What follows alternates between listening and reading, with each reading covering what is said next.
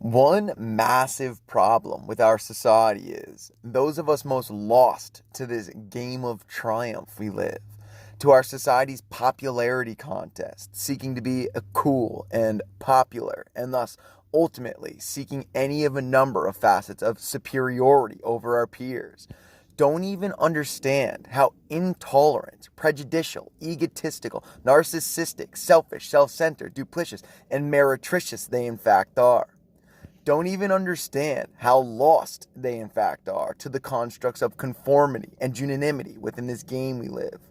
In fact, they fervently deflect and deny this reality insofar their entirely negative social habits are just normal to them, to the full extent that they don't even understand that they are doing wrong. The worst of these individuals, so easily controlling those they influence, clandestinely bullying and trolling their peers in order to flaunt and maintain their social dominance, placing those of us they influence into a coma with regards to the negative nature of our thoughts and actions as they pressure us to unconsciously conform to this fight for triumph the status quo embodies, as they reinforce our negative behaviors, our duplicity and superficiality towards others with positive reinforcement, as the acceptance we come to receive makes us further embody these negative social traits we then hide within in-group settings, closed social networks in which, in order to be allowed to see the truth of the tainted intolerance, judgment, and prejudice that group members actively embody, one has to be an in-grouper. Ergo, once we are an in-grouper, we clandestinely conceal our privately shared thoughts and feelings from out-groupers, creating the facade, the lie we live, through deflecting and denying the ignorance we've come to embody in the form of duplicity, prejudice, and judgment that is carefully concealed within these in-group settings. It's how the darkness, and thus the worst among us, controls us, by nuzzling us gently into that coma and desensitizing us to the ignorant, unethical, and immoral behavior we come to embody, one baby step at a time, until we reach the point that we'd rather deflect and deny the truth of all we hide from the world outside of these in-group settings in order to protect the lie we live. We conform to these tainted social norms out of selfish seekings of self-preservation, and then, to maintain our sanity, pretend that we haven't fallen to the darkness through conforming to unanimity of the given hierarchy's deeply tainted social norms. And this is the problem. We try to convince ourselves, we want to believe that there is an inherent goodness in everyone, even within those individuals that we know somewhere deep within our core are quite clearly sadistically twisted egomaniacal souls. But despite what we want to believe, the truth is some people are truly simply that far gone. Perhaps they can still be brought back to the light.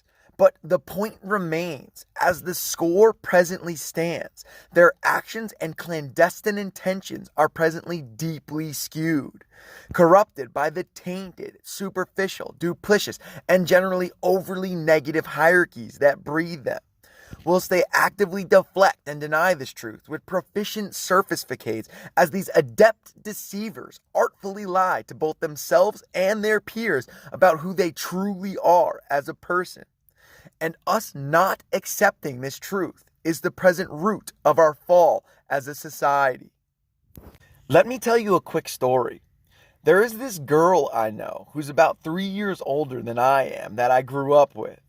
You see, this girl was always the most popular girl in school, the center of attention, the most attractive, the most sought after to be friends with, etc. And this popularity had, of course, carried through into adulthood. Well, one night a couple years back, my brother was in town and we had a small party at our house in which I'd invited a couple friends to join as well. Well, the point of this story is to give you an understanding of how these people who get their egos inflated, particularly from young ages, think and act. How lost they become to this popularity contest we live. How entitled to superiority they come to feel. And how their tainted actions via their inflated egos influence others who seek to be cool and popular like them. During the evening, a friend of my friends had been trying to interact with a group of my brother's friends, including this girl who'd been catching up. He'd been being nice, just trying to join the conversation, when this girl snapped at him. "Who even are you? Why are you even here?" she said snidely. You see, simply because this guy had no social worth with this particular group of people, he hadn't earned his position in the hierarchy by proving his loyalty and social worth. He was as good as roadkill to them. I immediately interjected, "Hey, he's here with me," I said. The girl snarled. Do you see? This is a prime example of how uncool these cool and popular people often are. These people that, for some ungodly reason, we all seek to be. To be blunt, anyone who treats anyone like this has no place in social authority. Because at the end of the day, consciously or unconsciously, all this girl was doing was trying to selfishly protect her throne of social dominance and superiority, staking her claims by making it known that she was the dictator of who deserves to thrive and who deserves to wither. And this is all anyone is doing who seeks to thrive within and thus is actively playing this game of triumph we live.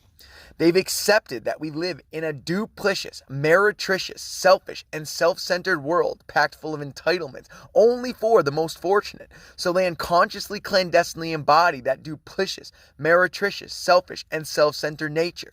They embody that entitlement, and then they act like hyenas in order to triumph. Duplicitously trolling, nitpicking, and nagging others in various ways as a means of degrading their social worth whilst boosting themselves up onto their pedestals. All of which most often being done behind closed doors, though on occasion such individuals' prejudicial minds present themselves like it did in my story above. But regardless, the signs are always there, if only we are paying attention. This is how social hierarchy works in this popularity contest we live, in which those with the most inflated egos, quite sadly, are presently the overlords of, whilst they often don't even understand how negative, prejudicial, intolerant, narcissistic, petty, superficial, duplicitous, self-centered, and selfish they in fact are. Blinded by their popularity and their own facades and inflated by the people they surround themselves with, who further feed their egos rather than illuminate their vices to help them grow in a positive direction. Whilst this trickle-down socialnomics, this insider versus outsider mentality, where insiders are accepted and outsiders are shunned, this rudeness to this stranger who was just trying to fit in and be accepted by this new group of people, is what causes that stranger to inevitably join up to his own in-group, conform to unanimity of the given hierarchy's social precedents, regardless of how rude, prejudicial, intolerant, judgmental, superficial, and duplicitous they may be, and then treat other outgroupers in the same way that they'd been treated in unconscious seekings of retribution for the pains of their past, coincided earning ranking within the given hierarchy that then shields them from receiving similar ignorant judgments in the future.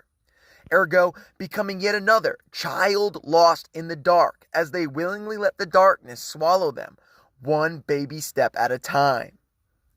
The game of triumph is literally, and quite sadly, all a game of Survivor.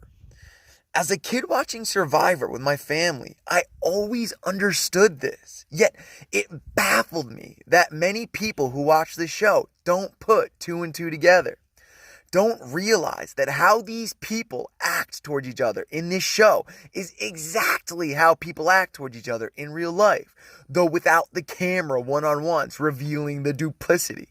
Or worse, they do recognize it and they simply embody it as a means of seeking social superiority whilst feeding their ego and narcissism the more they come to triumph. We must lift our veil of willful naivety. We must start shining the spotlight inwards to illuminate all those skeletons in our closets. We must actively seek to be conscious of all that society has instilled into us, rooted in separation and competition. Our deflected and denied prejudice, intolerance, duplicity, and superficiality, and our egotistical, self-centered, and selfish ways as we strive for social dominance and thus triumph. We must actively seek to negate our unconscious feelings and seekings of superiority over our peers. Our feelings and seekings of retribution for the ignorant ways we've been treated in our past by the worst among us, hiding in plain sight. And until we do, this darkness will continue to control us, and we will continue to fall as a society.